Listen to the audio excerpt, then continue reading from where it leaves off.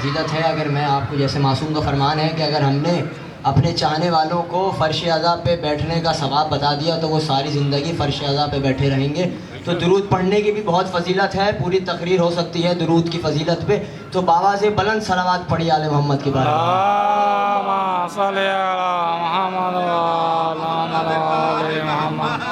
دیکھیں میرا یہاں اشتہار میں نام تو نہیں تھا اور میں ویسے بھی 3 مجلسیں پڑھتا ہوا آ رہا ہوں, اور میں نے گھر جا کے بس شیروانی جو ہے وہ چینج کی ہے کیونکہ میں کالی شیروانی میں تھا. تیسری مجلس تھی تو میرے پاس وجی بھائی کا فون آیا اور انہوں نے کہا کہ تمہیں پڑھنا ہے. دیکھیے نام سے فرق نہیں پڑتا, نام یہاں نہیں وہاں بڑا ہونا چاہیے. تو نام سے ظاہر ہے کہ مجھے کبھی فرق نہیں پڑا, بس میری نصیب میں تھی یہ نوکری کہ مجھے یہاں پڑھنا ہے. جشن غدیر و مباہلہ تو میں آ گیا. تو بس ظاہر ہے کہ تقریر کے لیے تمیز کا وقت چاہیے ہوتا ہے, اور وہ وقت ظاہر ہے کہ اتنا نہیں ہے, بہت پڑھنے والے ہیں.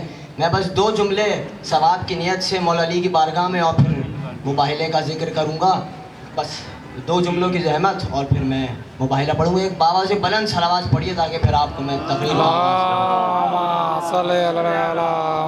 دیکھیے جیسے قبلہ نے کہا کہ اگر سب علی کی محبت پہ اور ولایت پہ یکجا ہو جاتے تو پروردگار جہنم کو خلق نہیں کرتا, مگر اللہ نے کتاب کا نام ہے مناقب خوارزمی اور کوکب دری علماء اہل سنت کی کتاب ہے. رسول اللہ نے فرمایا یا علی اگر کوئی عمر نو جتنی عمر پائے اور اگر عمر نو جتنی عمر وہ پا رہا ہے اور اس دوران وہ اتنی ہی عبادت کر رہا ہے, اتنے ہی روزے رکھ رہا ہے, اتنی ہی نمازیں پڑھ رہا ہے, اور جتنی دولت ہے سب راہ خدا میں دے رہا ہے, اگر صفا اور مروہ کے درمیان بے گناہ مارا بھی جا چکا ہے, مگر یا علی اگر تیری محبت نہیں, تیری ولایت نہیں, تو جنت تو دور جنت کی بو تک نہیں سونگھ سکتا. کیا کہنا ہے؟ جنت تو دور جنت کی بو تک نہیں سونگھ سکتا. اسی طرح رسول اللہ نے اسی طریقے کا ایک قول کہا ہے اور فرمایا کہ یا علی اگر کوئی تیرا منکر ہوگا تو اس کو اوندھے منہ جہنم میں بھیج دیا جائے گا. بس میں جلدی سے 2 جملے پڑھوں کہ کچھ سناٹے ایسے ہیں, کچھ خاموشیاں ایسی ہیں جو صرف علی نے توڑی ہیں. دیکھیے بیدار ہو کے سنیے, کچھ خاموشیاں ایسی ہیں جو صرف اور صرف علی نے توڑی ہیں. بابا سے بلند صلوات پڑھیے.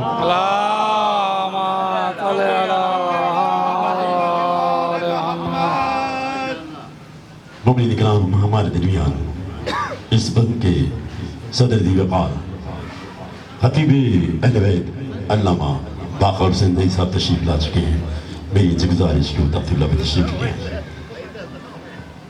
حضرت علامہ باقر زدی صاحب بر محمد و آل محمد صلوات. اللہم صلی علی محمد و آل محمد.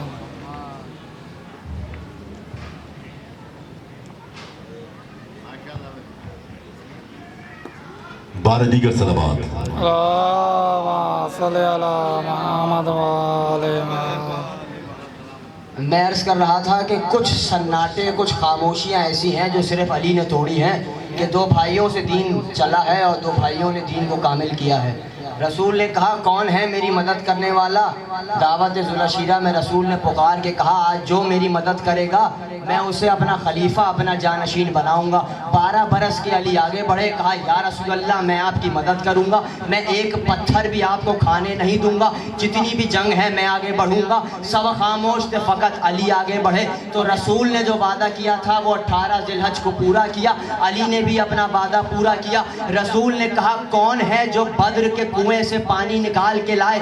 سب خاموش تھے, فقط علی آگے بڑھے. کہا یا رسول اللہ میں بدر کے کنویں سے پانی لے کر آؤں گا. رسول نے کہا کون ہے میرے بستر پہ سونے والا؟ سب خاموش تھے, فقط علی آگے بڑھے.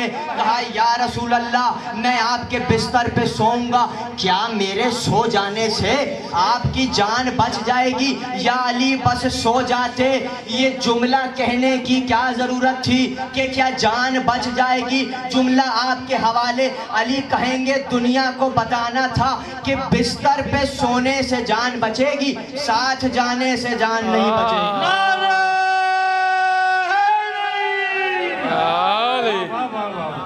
بستر پہ سونے سے جان بچے گی، ساتھ جانے سے جان نہیں بچے گی۔ رسول نے کہا خندق میں ہے کوئی جو عمر بن عبد ود کے مقابل پہ جائے؟ ایک مرتبہ علی آگے بڑھے، علی کو بٹھایا، کہا نہیں علی۔ 3 مرتبہ علی کھڑے ہوئے، رسول نے علی کو بٹھا دیا۔ جب اس نے خیمے پہ حملہ کیا تو جو رسول نے کہا وہ آپ سب کو معلوم ہے، میں نہیں بتا رہا، مگر رسول نے کیا کیا؟ رسول نے علی کو ایک کونے پہ لے کے گئے اور وہاں جا کے علی کو دولہے کی طرح تیار کیا، اپنے ہاتھوں سے تیار کیا، اپنی نالین پہنائی، اپنی عبا پہنائی، اپنی قبا پہنائی، اور باہر آ کر سب مجمع کے سامنے اپنا امامہ اتارا اور اپنے سر کا اتارا ہوا امامہ علی کے سر پہ باندھا۔ سلمان نے پوچھا یا رسول اللہ آپ نے سب چیزیں وہاں کونے میں پہنائی، یہ امامہ سب کے سامنے پہنانے کی کیا ضرورت تھی؟ کہا اس لیے پہنایا تاکہ میں اپنے جانے سے پہلے یہ اعلان کر رہا ہوں کہ میرے بعد اسی تاج پہ جنگ ہوگی۔ میں نے پہلے سے ہی صحابہ کی موجودگی میں علی کو اپنا خلیفہ بنا دیا، میں نے سب کی موجودگی میں علی کو پہلے سے خلیفہ بنا دیا۔ یہ کوئی عام بات نہیں ہے کہ رسول نے صرف غدیر میں کہا ہو، رسول نے کئی مرتبہ کہا یا علی فقط تم میرے خلیفہ میرے جانشین ہو، کیونکہ خطبہ احتجاج ہے مولا کا، کتاب کا نام مدینۃ الماجز۔ وہاں علی نے خود پکار کے کہا کیا تم میں سے کوئی ہے جو نفس رسول ہو؟ کیا تم میں سے کوئی ہے کہ جس کو رسول نے دنیا اور آخرت میں اپنا بھائی کہا ہو؟ کیا تم میں سے کوئی ہے کہ جس کو رسول نے اپنا خلیفہ اپنا جانشین کہا ہو؟ تو سب سے بڑی علی کی فضیلت ہے نفس رسول ہونا۔ یہ اس بات کی دلیل ہے کہ علی بعد رسول تمام لوگوں سے افضل ہے، کہ علی نفس رسول ہے۔ تو جو نفس رسول ہے وہ تمام لوگوں سے افضل ہے۔ بس میں نے 2 جملے، میں نے پوری تقریر جو ہے وہ سمیٹ دی، مباحلہ پہ 2 جملے سن لیجئے۔ پروردگار نے فرمایا، کتاب کا نام ہے در منصور، قبلہ مجھ سے بہتر جانتے ہیں کہ یہ کتاب علماء اہل سنت کی کتاب ہے۔ اس میں لکھا ہے کہ قرآن میں فرمایا سورہ آل عمران میں بسم اللہ الرحمن الرحیم فمن حاجک فیہ من بعد ما جاءک من العلم فقل تعالوا ندعو ابناءنا وابناکم ونساءنا ونساءکم وانفسنا وانفسکم ثم نبتہل فنجعل لعنۃ اللہ علی الکاذبین۔ دیکھیے قانون یہ کہتا ہے، یہ عید سیدہ کی عید ہے، قانون یہ کہتا ہے کہ 4 عورتیں ہوں 2 مرد ہوں تو گواہی مکمل ہوتی ہے۔ نکاح نامے میں بھی 2 گواہیاں چاہیے، مگر جب اللہ کو اپنے آپ کو منوانا تھا، تو اللہ نے فارمولا الٹ دیا۔ مباحلے میں کون گئے؟ 4 مرد گئے، 1 عورت گئی۔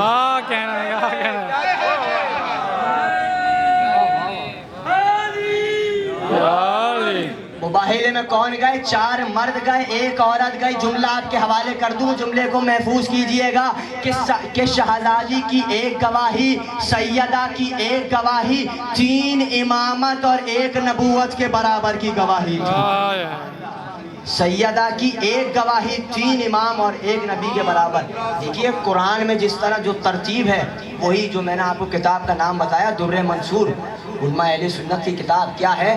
ابنانا نسانا انفسانا، یعنی ابنانا سے مراد ہیں یا حسن اور حسین، نسانا سے مراد ہیں یا جناب سیدہ، انفسنا سے مراد ہیں یہاں علی۔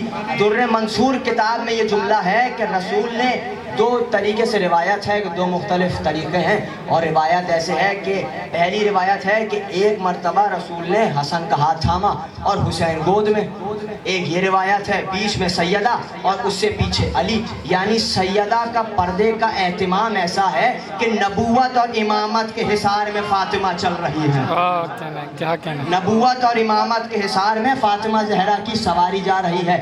مگر دوسری روایت یہ ہے کہ دونوں گود میں ہیں۔ اب آپ نے دونوں رخ سن لیے، میں آپ کو نتیجہ دے دیتا ہوں کہ جب سواری وہاں پہنچی تو یعنی سچے جا رہے تھے جھوٹوں کے مقابلے میں، یہ سارے سچے ہیں، اللہ کہہ چکا لعنت اللہ علی الکاذبین، جھوٹوں پر خدا کی لعنت، یعنی جھوٹے وہ ہیں سچے یہ ہیں، سچے جا رہے تھے جھوٹے کے مقابلے پہ۔ کہتے ہیں دیکھیے اب یہ معرفت کا جملہ ہے، جس کو سمجھ آ جائے وہ داد دے دے، نہیں آئے تو کوئی مسئلہ نہیں ہے، میں بس انیس کے 2 بند پڑھوں گا اور پھر میری زحمت تمام۔ کیا میں نے جملہ کہا کہ سیدہ بیچ میں ہے، علی پیچھے ہیں، حسن حسین اور محمد آگے ہیں. یعنی جب عیسائی وہاں سے دیکھ رہے ہیں تو ان کو رسول اور حسنین دکھائی دے رہے ہیں، جب پیچھے سے صحابہ دیکھ رہے ہیں تو انہیں علی دکھائی دے رہے ہیں. فاطمہ کسی کو نہیں دکھائی دے رہی. جب فاطمہ چلتی جاتی ہے علی نقش پا کو ہٹاتے جاتے ہیں، علی نقش پا کو ہٹاتے جاتے ہیں. آگے ہیں ایک، آگے ہیں دو امام، ایک نبی پیچھے ہے ایک امام. اب معرفت کا جملہ ہے، جس کو سمجھ آ جائے دعا دے دیجئے گا